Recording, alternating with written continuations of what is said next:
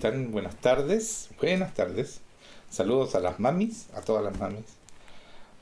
Que pasen un gran día, un día muy feliz. A propósito de celebración, hoy día se celebra en Israel el Día de Jerusalén. Es una conmemoración de Jerusalén bajo la soberanía judía. Jerusalén fue tomada en 1967, ¿no es cierto?, en la Guerra de 6 días.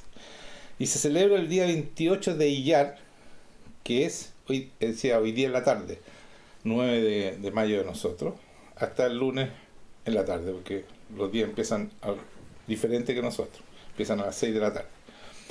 Y es la celebración, y es muy importante para todos nosotros los cristianos, porque Jesucristo iba a venir cuando Jerusalén esté en manos de su pueblo, que son los hebreos, ¿cierto? Y hoy día ya estamos listos para que Él venga, porque Jerusalén está en manos, y este es el día que se celebra, que es 6 semanas después de la Pascua, o sea, el sacrificio del Cordero y de nuestro Jesucristo, porque coinciden los días, y una semana antes de la víspera del Shabbat, que es la entrega de la palabra de los mandamientos, de las tablas a Moisés, y también la venida de Pentecostés, ¿ya? Entonces, es muy importante esta fecha, es fundamental para la segunda venida del Señor, ¿cierto? Que va a venir pronto, porque ya está Jerusalén en manos. Es un tremendo milagro, hermanos míos. El pueblo de Israel casi desapareció después de Cristo.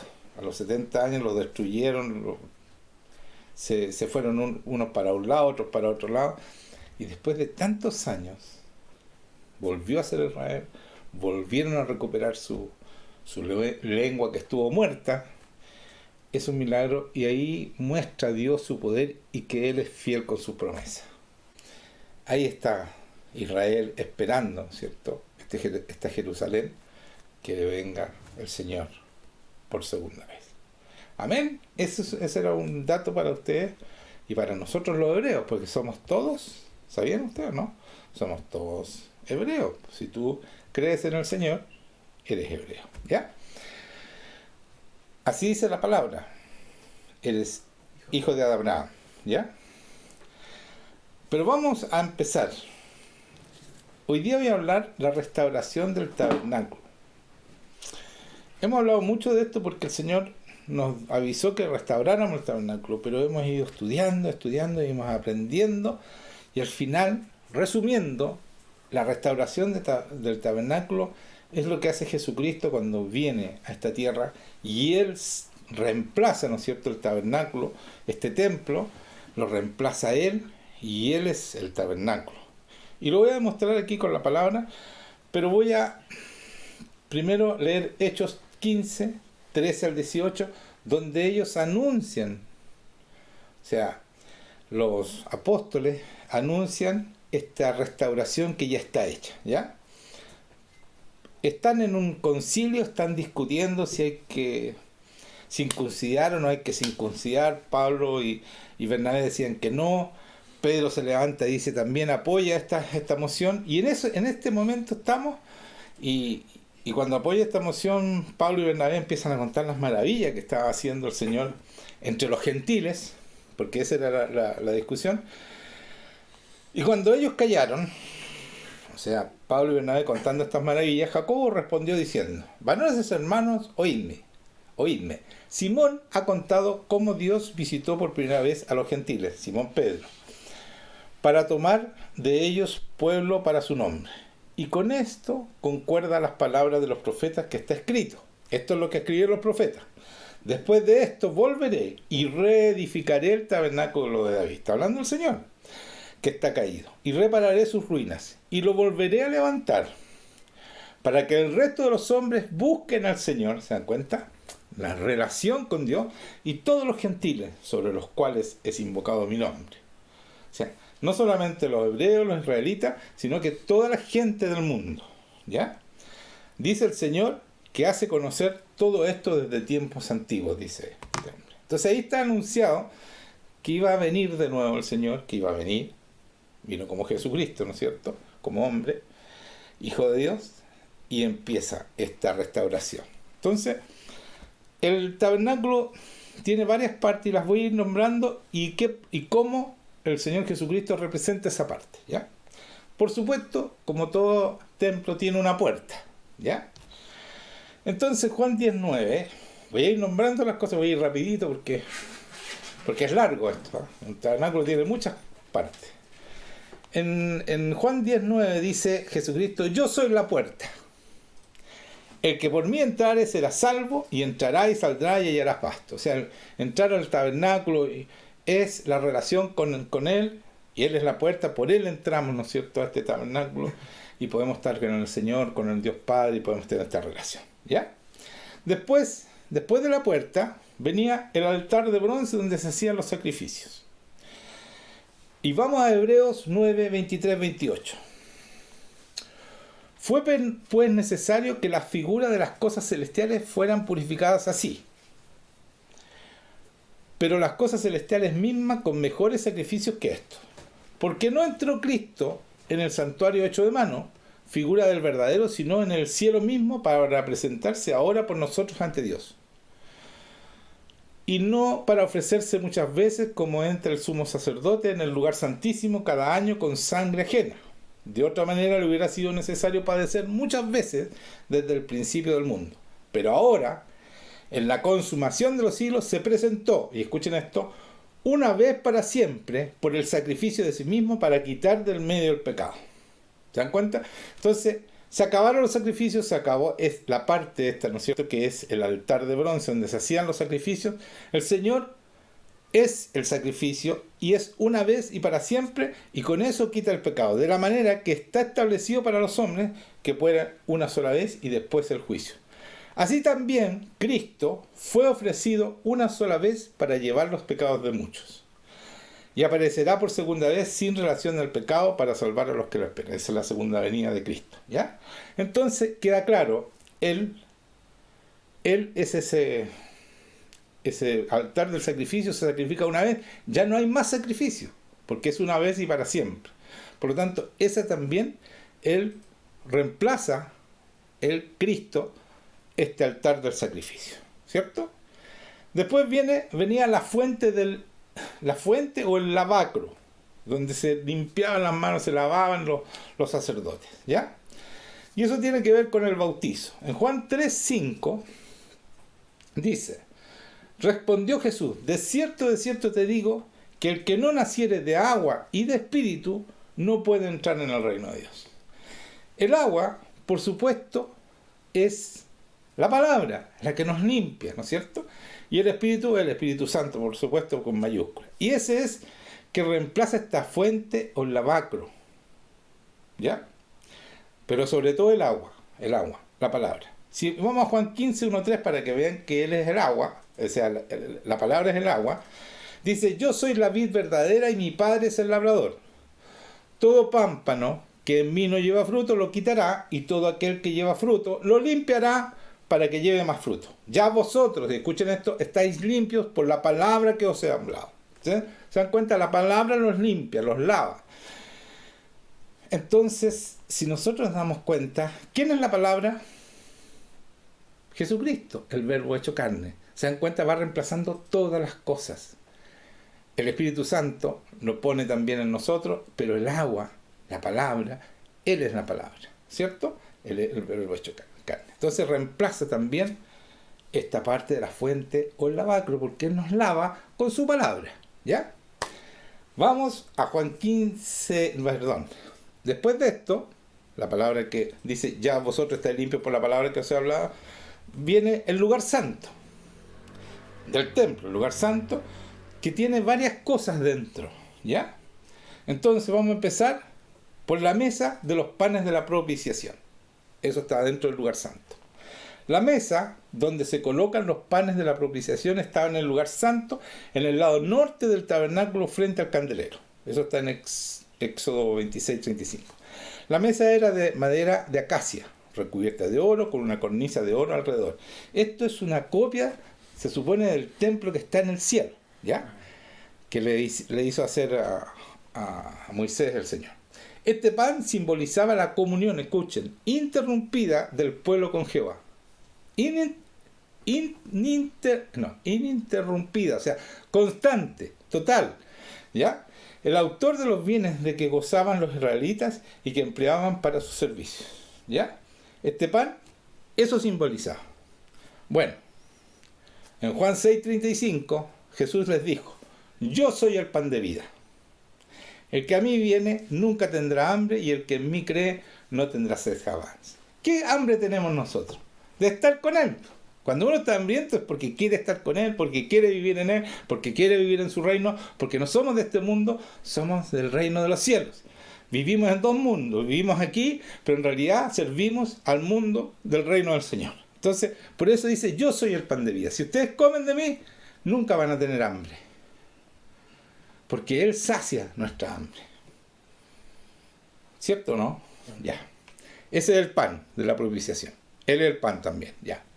Ahora, si vamos al candelero, o la menorá, que se llama, es el Espíritu Santo de Dios, es la llama que arde sobre el candelabro. Es una sola llama dividida en 7 cuerpos unidos por el aceite que pasa a través de ellos. El aceite, por supuesto, es el símbolo del Espíritu Santo. Entonces, es un candelabro grande, casi del porte de una persona, con 7 brazos, y están comunicados, y ellos le echaban este aceite, ¿no es cierto?, el aceite de oliva, que era la representación de la unción del Espíritu Santo. Y iluminaba, por supuesto, porque ese aceite era para iluminar, y representa lo que hace el Espíritu, que nos ilumina, y somos luz, ¿no es cierto? Y por eso en Juan 8:12 Jesús dice: otra vez Jesús les habló diciendo: yo soy la luz del mundo, el que me sigue no andará en tinieblas, sino que tendrá la luz de la vida. Ahí está el candelabro, en la persona de nuestro Señor Jesucristo. ¿Se dan cuenta? Él va formando todo este tabernáculo. Esa es la idea. ¿Ya? Darse cuenta que nuestro Nuevo Testamento es la restauración del tabernáculo, de esta relación íntima, y al tener esta relación íntima nos devuelve todo lo que perdió Adán. Entonces, el Señor no murió, se subió a esa cruz solamente para perdonarnos el pecado, sino para restaurar el hombre que Él creó, conjunto con el Padre, que era un hombre igual a Él, con todos los poderes de Él y con todas las características de Dios. Eso es lo que restauró, y eso lo restaura en Él, para mostrarnos que nosotros podemos ser como Él fue cuando estuvo en esta tierra. Por eso en 2 Corintios 4:4 está hablando lo mismo, ¿no es cierto? Y ya no estará en tinieblas, sino que tendrá la luz de la vida. Dice: en los cuales el Dios de este siglo cegó el entendimiento de los incrédulos. ¿Qué es lo que cegó? Para que no les resplandezca la luz del Evangelio de la gloria de Cristo, el cual es la imagen de Dios. La gloria de Cristo es el Espíritu Santo en Él. Y Él nos hace a su imagen, y es la imagen de Dios. ¿Cierto? Eso es lo que dice la palabra. Para que vean que Él es la menorá, o sea, la luz del mundo. ¿Ya? Después de esto estaba el altar del incienso. ¿Qué significaba el altar del incienso? El altar del incienso es donde los sacerdotes entraban y prendían este incienso, y representaba cuando los sacerdotes intercedían por el pueblo. Eran las oraciones de los creyentes, y era la intercesión hacia Dios por el pueblo. Ese es el altar del incienso. Entonces, ¿qué pasa? En Hebreos 7, 24, 27 habla de esta intercesión, este reemplazo que hace Jesucristo. Dice: hablando de Jesucristo, por cuanto permanece para siempre, tiene un sacerdocio inmutable. Ese es nuestro sacerdote, el que intercede por nosotros.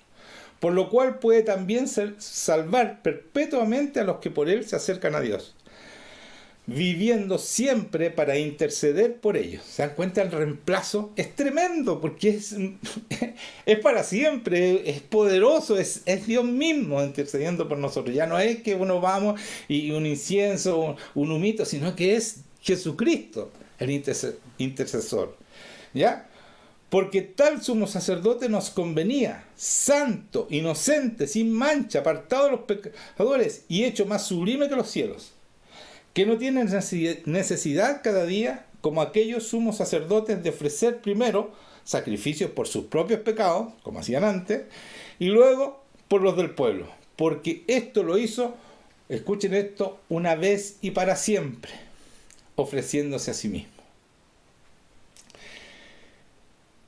Y quiero leer una intercesión que él hace antes de morir, la oración que hace antes de morir, antes de que lo vengan a buscar, antes de ir a Getsemaní, es una intercesión en vida para que vean lo que él pretende de nosotros y que el Padre haga por nosotros.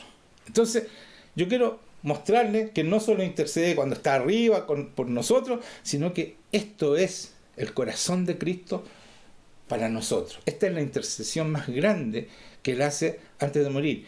Y tomando en cuenta que toda oración de Cristo, pero toda, fue contestada por el Señor. Y por eso pone esta oración antes de morir. Dice, está hablando de nosotros, yo le he dado tu palabra y el mundo los aborreció porque no son del mundo, no somos del mundo, como tampoco yo soy del mundo. No ruego que los quites del mundo, sino que los guardes del mal. Entonces vamos a permanecer en este mundo, por mientras, ¿no es cierto? Pero somos de otro mundo, no somos de este mundo, somos del reino de los cielos. No son del mundo, como tampoco yo soy del mundo. Santifícalos en tu verdad, tu palabra es verdad. Como tú me enviaste al mundo, así yo los he enviado al mundo. ¿Se dan cuenta? Es la restauración total del hombre. Imagínense, venimos como Cristo, con el mismo poder, con el mismo Espíritu Santo, con todo. Y esa es la intercesión que está haciendo por nosotros antes de morir. Y por ello yo me santifico a mí mismo, para que también ellos sean santificados en la verdad. Mas no ruego solamente por esto, sino también, y aquí venimos nosotros, por los que han de creer en mí por la palabra de ellos. O sea, estamos todos incluidos, todos los cristianos. Para que todos sean uno, como tú, oh Padre, en mí y yo en ti, que también ellos sean uno en nosotros, que el mundo crea, para que el mundo crea que tú me enviaste. La gloria que me diste, yo les he dado, para que sean uno, así como nosotros somos uno. ¿Cuál es la gloria? Es el Espíritu Santo.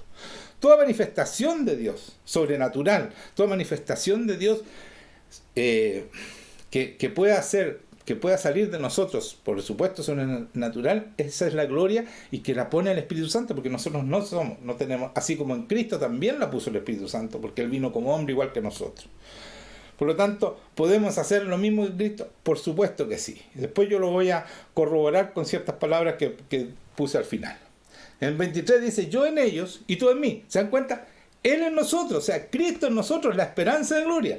Y tú en mí, le dice a Dios, Padre, para que sean perfectos en unidad, para que el mundo conozca que tú me enviaste y que los has amado, a ellos también como a mí me has amado.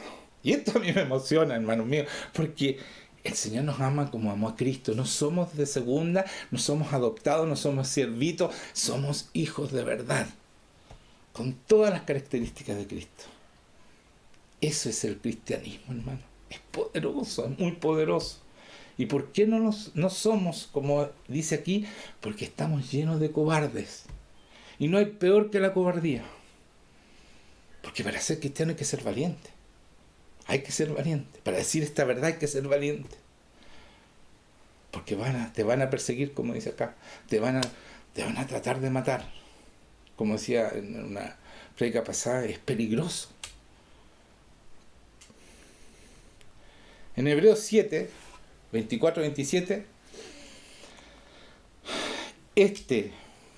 por cuanto permanece para siempre, esto ya lo leía, tiene un sacerdote inmutable, eso fue lo que leí primero.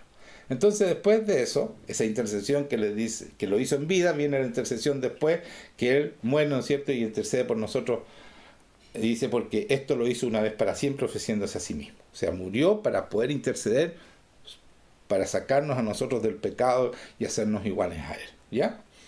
A través de su Espíritu Santo. Después, 7, viene la separación entre el lugar santísimo y el lugar santo. Estábamos en el lugar santo, describimos todo lo que estaba en el lugar santo, dijimos cada palabra que representaba cada cosa que había en el lugar santo. Pero después viene el velo, que es la separación del lugar santo, donde estábamos, con el lugar santísimo, donde estaba entraba un sacerdote una vez al año a ofrecer el sacrificio del cordero por los pecados del pueblo hebreo. Y se preparaba, se pintaba con sangre, o sea, era todo un gran acontecimiento, porque era una vez al año, y era un sacrificio de animales como todas las otras cosas. Pero en Mateo 27, 50, 51 dice, Mateo 27, 50, 51 dice: mas Jesús, habiendo otra vez clamado a gran voz, entregó el Espíritu. Y aquí el velo del templo se rasgó en dos, de arriba abajo, y la tierra tembló y las rocas se partieron. ¿Qué significa esto? Que el templo, que estaba el de acá abajo, ¿no es cierto?, se rompió la separación del lugar santo del Santísimo. Por lo tanto, lo abrió, porque Dios, Jesucristo, vino a restaurar nuestra relación con Dios. Se acabó la separación de Dios con el hombre, que ocurrió por el pecado de Adán. El Señor se separó del hombre. Esto se terminó. Jesucristo puso paz entre Dios y el hombre. Y por eso nosotros podemos entrar detrás del velo. Ya no existe más el velo. Al lugar santísimo, directamente a la presencia del Padre, gracias a Cristo. Y esa es la restauración final de este tabernáculo. Ese es el motivo más grande, porque lo que quería el Padre era volver a la relación que tuvo con Adán, de conversar con nosotros, de estar con nosotros, de permanecer, de ser adorado, amado por nosotros como Él nos ama. Porque así dice el Señor. Jesucristo lo acabo de leer, porque tú los amas igual como me amaste a mí. Entonces, restaurar este vínculo perfecto en el amor de Dios. ¡Oh, qué lindo esto! En el amor de Dios. ¿Se dan cuenta? Es un vínculo que no lo puede romper nadie. Nadie te puede separar del amor de Dios. Y eso es gracias al Señor Jesucristo. Esa es la razón de su sacrificio. Que le han simplificado un mero perdón de pecado y poder seguir pecando, y un cheque en blanco. ¡Qué mal! ¡Qué falso ese cheque en blanco! Es una falsificación de la verdad, hermanos míos. ¿Cuántos daños han hecho al Evangelio con estas mentiras?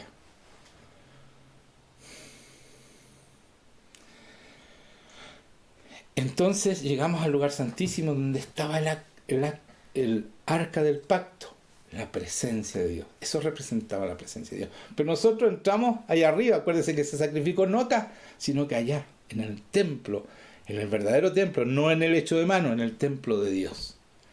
Y eso es lo que nosotros podemos entrar hoy día, a esa presencia. Gracias a Cristo estamos en los lugares celestiales juntamente con Él. Ahí, desde ahí le decimos las potestades que no pueden contra nosotros. Desde ahí nos da la autoridad a nosotros para venir a este mundo y traer el reino de Dios y decirle a quien corresponde a todos estos demonios que no pueden con nosotros. En Hebreos 10, 19, del 19 al... Ahí voy a ver hasta dónde leo, creo que son 3, del 19 al 22. Dice: así que, hermanos, teniendo libertad para entrar al lugar santísimo, ¿se dan cuenta? Por la sangre de Jesucristo. La sangre de Jesucristo no solo rompió el velo, sino que su sangre nos hace aptos, nos limpia de tal manera que nos hace aptos para entrar en esta comunión con Dios. Por el camino nuevo y vivo que Él nos abrió a través del velo, que se rompió, ¿no es cierto? Esto es de su carne, cuando murió en su carne. Y teniendo un gran sacerdote sobre la casa de Dios, quien es nuestro sacerdote, Jesucristo, acerquémonos con un corazón sincero, en plena certidumbre de fe. No dudemos que esto ocurre, porque así podemos entrar, porque tenemos esta entrada. Si nos regaló, es para eso vino Jesucristo. Purificados los corazones de mala conciencia y lavados los cuerpos con agua pura. Yo siempre digo, bueno, hay que echarse una duchita. No, el agua pura es la palabra de Dios. Es la palabra que nos limpia y nos hace aptos también, ¿no es cierto? Porque la entrada es con sangre. Acuérdense, nadie nace si no es por sangre y agua. Así dice la palabra. Así lo leí hace poco, ¿no es cierto? Agua y sangre.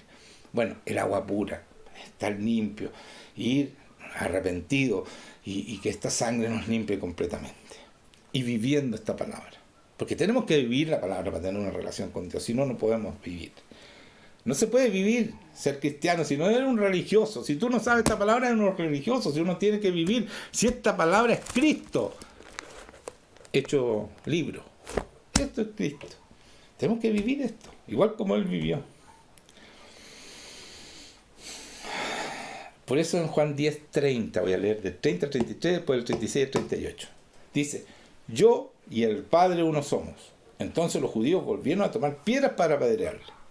Jesús le respondió, muchas buenas obras os he mostrado de mi Padre. ¿Por cuál de ellas me vas a apedrear? Le respondieron los judíos diciendo, por buenas obras no te apedreamos, sino por la blasfemia, porque tú siendo hombre te haces Dios. Al que el Padre santificó y envió al mundo, vosotros decís, ¿tú blasfemas? Porque dije, Hijo de Dios soy. Si no hago las obras de mi Padre, y escuchen esto por favor, porque esto nos atañe a nosotros. Si yo no hago las obras de mi Padre, no me creáis. Mas si las hago, aunque no me creáis a mí, creed las obras para que conozcáis y creáis que el Padre está en mí y yo en el Padre. ¿Se dan cuenta? Si nosotros no hacemos las obras de Cristo, ¿cómo vamos a demostrar que está el Padre en nosotros? Que el Padre y Cristo y nosotros somos uno solo, porque así dice la palabra, y así lo pidió el Jesucristo en la intercesión que acabo de leer de Juan 17. Que somos uno. Él en nosotros y el Padre en Él. Por lo tanto, somos uno. Por este Espíritu. Espíritu Santo que tenemos nosotros, que somos templo de ese Espíritu Santo. Entonces, creed las obras para que conozcáis y creáis que el Padre está en mí y yo en el Padre. Si el Padre está en Él y Él en nosotros, quiere decir que somos uno solo. ¿Entiendes? Y el Espíritu Santo también está. Entonces, somos poderosísimos, hermano. Para nosotros no hay nada imposible. Si vamos a Juan, mire, entre Juan 14, 15 y 16, el Señor dice 4 veces, todo lo que pida será hecho. Todo lo que pida. Ese es el poder que nos da a nosotros. Pidan lo que quieran, yo se los hago. Hay un pequeño inciso que hay que leerlo. Pero eso es lo que dice 4 veces. Y lo voy a leer. Juan 14, 13 al 14 dice, y todo lo que pidieres al Padre en mi nombre, lo haré para que el Padre sea glorificado en el Hijo. Si algo pidieres en mi nombre, yo lo haré. Eso es Juan 14, 13, 14. ¿Ya? Para los que anotan. Después, Juan 15.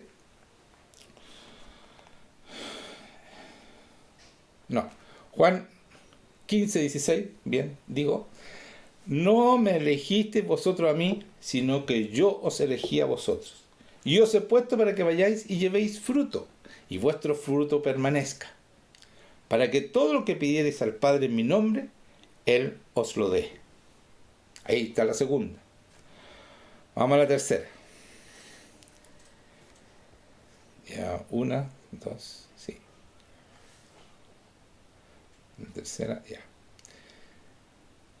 Eran 4. Esta es la tercera. El Juan 16, 23, 24. En aquel día no me preguntaréis nada. De cierto os digo, que todo cuando pidiereis al Padre en mi nombre os lo dará. Hasta ahora nada habéis pedido en mi nombre. Pedid, recibiréis, para que vuestro gozo sea cumplido. O sea, pidan. Y aquí está el problema de pedir. Entonces, se han aprovechado de esto, que tú puedes pedir y pide un auto el Señor. A mí un pastor me decía, ¿qué marca de auto quieres? Un Honda. Que estoy haciendo reclamo la Honda. Y voy a orar porque eso te va a dar el Señor. Y yo decía en mi corazón, esto no es verdad, esto no es. Pero aquí decía, en todas partes dice, piden lo que quieran, yo lo voy a hacer. Pero aquí está el secreto. Juan 15, 7. Si permanecéis en mí, condición, y mis palabras permanecen en vosotros, pedid todo lo que queréis y os será hecho. Entonces, primero hay una relación con Él. Segundo, dice, mis palabras, y aquí está el problema grave. La palabra que dice aquí es rema. Y rema es una palabra que quiere decir que cuando Él dice algo, ese decir viene con el poder para hacerlo. ¿Me entiendes? Entonces, si yo permanezco en Él, y mis palabras, y la palabra permanece en mí, su palabra, yo lo estoy escuchando, es la palabra que Él nos dice cuando al oído, no es esta, este es el logos. Es la palabra que Él nos dice, nos da orden, nos dice, mira, ora por tal persona. Y cuando te dice ora, o no, o dice sana a tal persona, esa sanidad viene incluida en esa orden. Esa es la palabra rema. Lo que Él dice se cumple, lo que uno habla es la palabra viva cuando sale con el Espíritu. Ahí estoy explicando mejor, ¿ya? Esa es la palabra rema. Entonces, si Él me dice que haga algo, por supuesto, yo lo hago, lo va a hacer. No importa lo imposible que me esté diciendo que tenga que hacer. ¿Me entiendes? Es esta palabra rema. Entonces, no es que yo hago lo que quiero y pido un auto, pido casa. No es eso. Es que yo permanezco en Él y hago su palabra, igual como Jesucristo hizo todo lo que el Padre le decía. Pero el Padre se lo decía. Y cuando el Padre le decía, venía incluido con el poder para hacerlo. Y así el Espíritu Santo lo hacía. ¿Me entiendes? Lo mismo en nosotros. Entonces, por eso en Mateo 10:8 dice lo siguiente. Y escuchen esto porque es muy importante. Dice, sanad enfermos,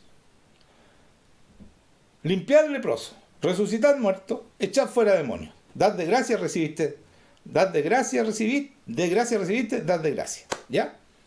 Pero lo importante aquí es que nos dice, ¿saben qué? Oren por los enfermos. Oren para que los leprosos se sanen.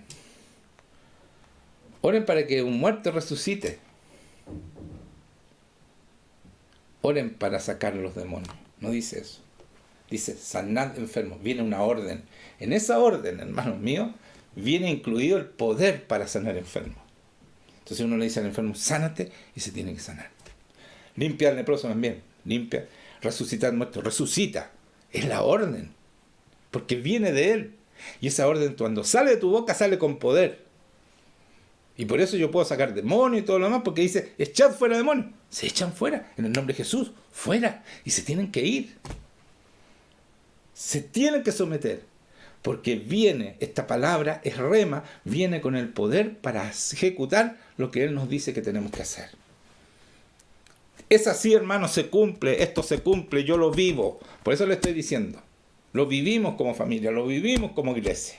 Todos los que están escuchando, que estaban en la iglesia, saben que cuando uno ora, el Señor lo hace. Sea lo imposible, sea lo que sea. Sea echar fuera demonios, que es unas cosas más difíciles, y aquí se hace, y eso quiere decir, pues dice, si por el dedo de Dios echó fuera los demonios, ¿se acuerdan? Si por el Espíritu de Dios echó fuera los demonios, ¿qué decía? ¿Cuál es la consecuencia? El reino de Dios ha llegado, ciertamente está aquí.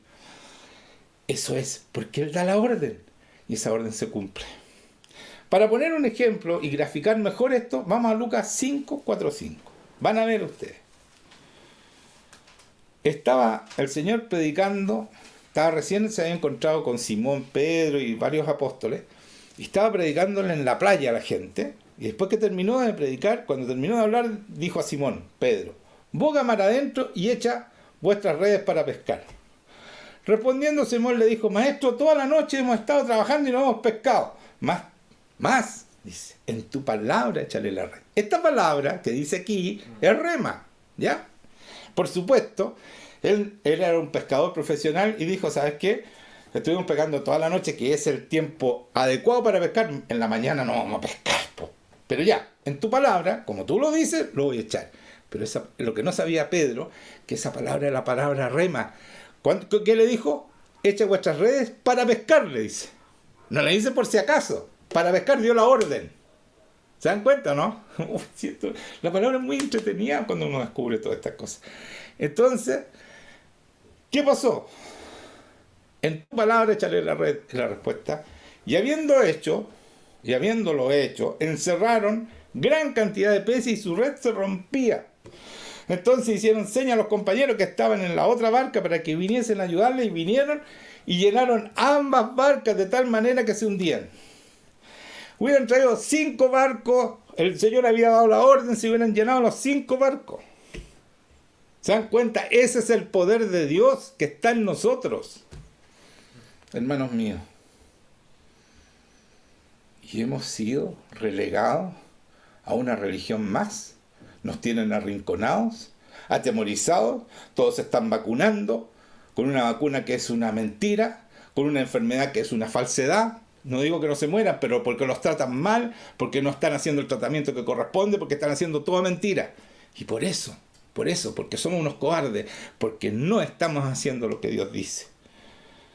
Y por eso, cuando Pedro vio lo que era esa palabra, lo poderosa que era, dijo, apártate de mí, Señor, porque soy pecador. Él reconoció lo poca cosa que era cuando Dios le había estado ofreciendo un mundo entero. Ahí pudo ver su maldad. Cuando entendemos quién es Dios, nosotros entendemos lo que estamos haciendo mal y lo muy egoísta que hemos sido y lo muy cobarde que hemos sido. Apártate de mí, Señor, porque soy hombre pecador. Quiero leerles algo que es un mandamiento que Jesucristo nos dijo. Y que hay algo ahí adentro que nos llama a ser valientes. Porque sabe que yo escuché a unos musulmanes que decían que los cristianos somos cobardes. Porque les tenemos terror a la muerte. Y por eso nos tienen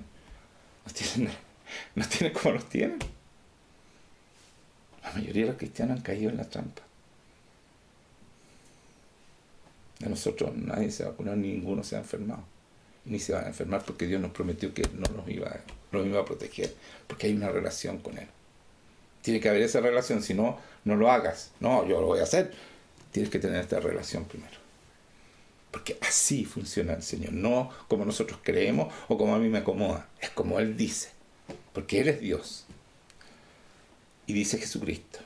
Juan 15, 12, 13. Y después voy a saltarme al 17. Esto es mi mandamiento.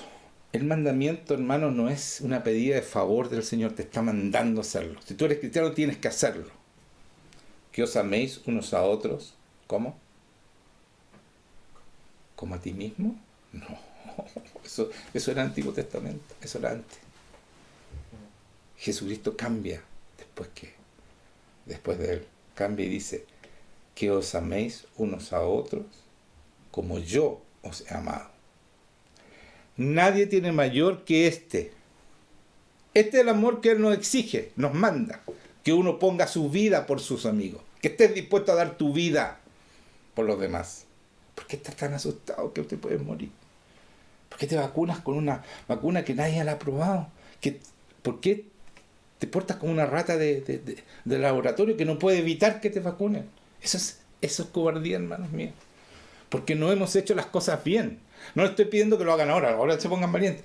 No, tengan una relación con Dios para que puedan ser de verdad valientes. No hay nada peor que el temor.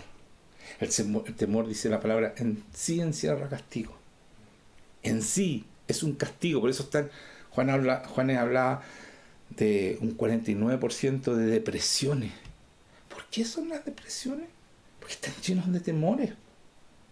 Porque no tienen al Señor. No tienen esta relación que nos hace vivir bien en cualquier circunstancia, como Pablo, y ahora lo entiendo, preso, él se gozaba. Yo tengo que tranquilizarme, hermano, para empezar la prédica, porque estoy lleno de broma y de alegría. Alegría en mi corazón. Esa es la verdad. Pero eso lo pone el Señor, su Espíritu Santo, al gozo. Nadie tiene mayor amor que este, que uno ponga su vida por sus amigos. Esto os mando, dice Jesucristo. No es, te pide por favor, esto yo mando. A los cristianos, esto yo mando. Que os améis unos a otros. Es un mandamiento, es un mandato, es una obligación, amar como Él amó. Y no cuidar tu vida, porque el que la cuida, la perderá, dice. ¿Sí o no? El que la cuida, la perderá.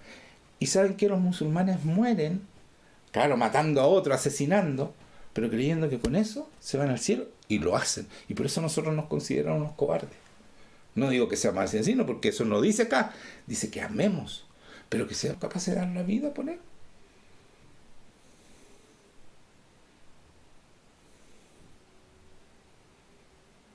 Os mando que os améis unos a otros, como yo los amé.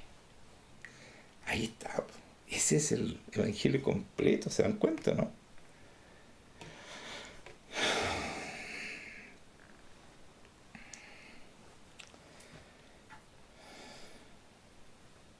Por eso es que tenemos que tener fe, hermanos míos. La fe es una rendición al Señor. Y por eso cuando dice, porque de cierto digo que si tuvierais fe como un grano de mostaza, diréis a este monte, pásate de aquí a allá, y se pasará. Y nada, escuchen esto, nada os será imposible. Todo lo que el Señor nos diga, vamos a poder hacerlo. Para nosotros no hay nada imposible. Esto nos dice a nosotros. Así como Cristo no hubo nada imposible para Él, también para nosotros. Pero debemos tener esta relación, permanecer en Él, tener este amor por Él y el amor de Él en nosotros, que es el Espíritu Santo, y dejar que ese Espíritu Santo ponga ese amor. Y ahí vamos a ser de verdad, y ahí vamos a cambiar este mundo. Yo estoy en eso. A mí no me van a cobardar. Que se afirmen. Porque viene un gran avivamiento, ya está empezando en la mayoría de las iglesias, y en nuestra iglesia ya está empezando. Pero va a ser tremendo y no nos van a poder callar. No nos van a tener que matar. Pero no tengo miedo, porque a los 2 minutos voy a estar con Él. Cara a cara. ¿Voy a tener miedo? ¿Por qué? ¿Por qué? ¿Por qué tienen miedo? ¿Creen en Cristo? ¿Creen en Dios? ¿Que Él murió por nosotros? Entonces, si nos pasa algo, a los 5 minutos vamos a estar con Él y vamos a estar mejor que aquí. Todos los que han pasado un tiempo así de muerto, todos los que cuentan que estuvieron con el Señor, no se querían volver. Y tenemos terror. No creemos. No queremos creer. El enemigo nos tiene con esa mentalidad de esclavos. Seguimos como esclavos de Él. Por eso que el pueblo hebreo tuvo 40 años en el desierto, porque tuvo que dejar que murieran todos los que tenían corazón de esclavos. ¿Vas a esperar 40 años para ser de verdad? Es el momento, hermanos míos, este es el momento de ser cristiano, de verdad. Porque los que no son se van a notar. Y por eso el Señor, cuando me hizo leer, y luego quiero leer de nuevo, y termino, así que no se preocupen las mamás que van a celebrar. Quiero leerlo. Esto está en Apocalipsis 3. Apocalipsis 3. Vayan a Apocalipsis 3. El mensaje a Filadelfia. Ahí está. El mensaje a Filadelfia, que está en el 7. 3:7. Vamos al 8. No, el 7. El 8. Yo conozco tus obras, nos dice a nosotros, de aquí he puesto delante de ti una puerta abierta, la cual nadie puede cerrar, porque aún tienes poca fuerza, has guardado mi palabra y no has negado mi nombre. Eso es lo más importante, guardar su palabra, y es hacerla, vivir y no negar su nombre. ¿Ya? He aquí yo entrego de la sinagoga de Satanás a los que dicen ser judíos y no lo son, sino que mienten, y aquí yo haré que vengan y se postren. Va a haber gente que va a venir y se van a postrar a sus pies. Todos los días pasa eso. No todos los días, pero 1 vez, 2 veces por semana pasa que aquí viene gente nueva y que yo no soy el que tengo poder. Y dice, y reconozcan que yo te he amado. Sí, reconocen que yo he amado porque Cristo está aquí, ¿cierto? Porque en la presencia de Cristo toda rodilla se dobla. Dice, aquí está, por cuanto también te guardaré de la hora de prueba que ha de venir tomándolo. Si ustedes son cristianos o no, hermanos míos, sean cristianos de una vez por todas. No digan de aquí para afuera, estén de aquí adentro.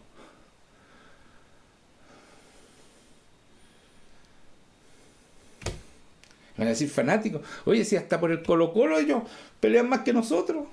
Está por un equipo. Y nosotros tenemos nuestro Dios maravilloso. Un propósito grande. ¿Por quién? Y es una pelea espiritual. Ni siquiera tenemos que tomar armas. Porque dice que nuestras armas no son carnales sino poderosas en Dios para romper. para destruir toda fortaleza, toda altivez y todo argumento que se levanta en contra del conocimiento de Dios. Esas son nuestras armas. ¿Vamos a vencer? Por supuesto que sí. Si somos hijos del gran rey, el rey más grande, el Dios más grande, más poderoso, no existe otro Dios. ¿Cómo van a poder estos gatos dominar el mundo? Si hay un Dios que ya lo domina, un Cristo que ya lo ganó. ¿Van a poder los satánicos dominar a nuestro mundo? Si ya perdieron. Entonces tomemos nuestra herencia y hagámosla valer.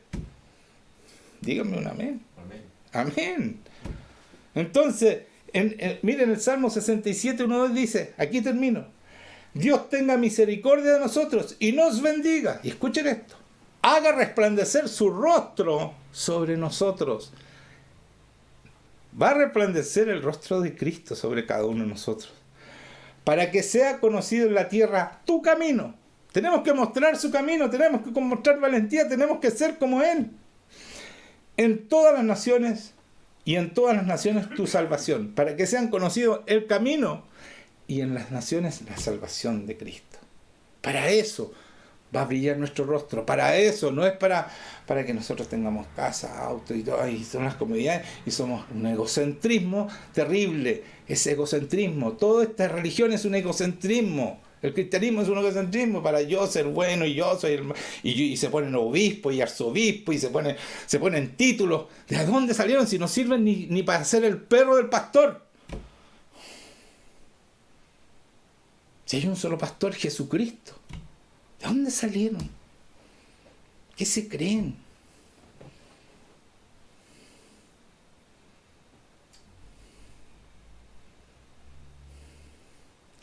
Jesucristo le lavó los pies a sus apóstoles. ¿Saben por qué? Le dice, yo soy maestro y es verdad.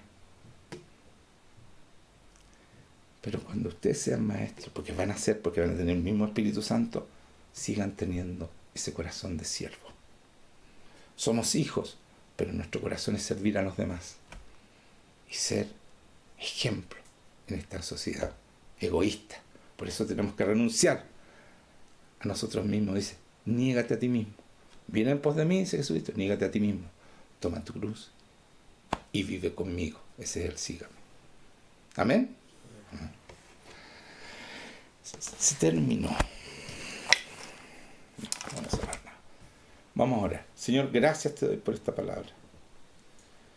Esta revelación de quién eres tú, Señor. Este tabernáculo maravilloso, en el cual podemos confiar plenamente y podemos entregarnos a cualquier vida a la que tú nos des, Señor. Estamos dispuestos a defender tu palabra, a vivir tu palabra y a mostrar tu gloria y que nuestro rostro brille con el Dios que nos planeó, porque el que nos creó nos hizo a su imagen y semejanza. Debemos mostrar eso. Señor, ayúdanos. Espíritu Santo, transfórmanos, porque sin transformación, hermanos míos, sin transformación, Dios mío, esto es una filosofía más. Debe haber una transformación, debe haber poder sobrenatural, debe haber la gloria tuya, Señor, en cada uno de nosotros. Así que muchas gracias por eso, porque cuando nosotros hablamos, sale poder de Dios, y poder para transformar, para cambiar, porque es tu Espíritu Santo. Esta palabra es la espada de tu Espíritu Santo, no es nuestra, es la espada de tu Espíritu Santo que trae transformación, que trae cambio, que trae bienestar, pero bienestar de verdad, del corazón. Y lo que hay en tu corazón, muestra tu cuerpo, habla tu boca. Gracias, Señor, por bendecirnos de esta manera. En el nombre de Jesucristo. Amén, hermano. Amén. Amén. Esto es maravilloso, hermano. Vivir con este Dios de verdad es maravilloso. Por eso no hay nada mejor para mí que hablar de mi amor. Hoy día hablar de mi amor, el mayor amor de mi vida.